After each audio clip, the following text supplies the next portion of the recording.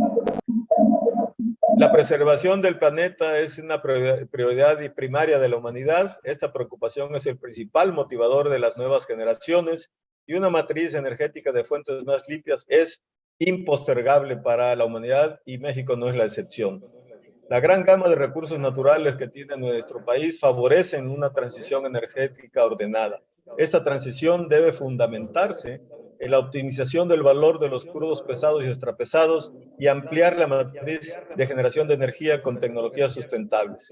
Ello nos permitirá reducir las importaciones de petrolíferos y de gas, asegurar la soberanía energética y producir volúmenes importantísimos de hidrógeno que sin duda va a ser la fuente de energía del futuro.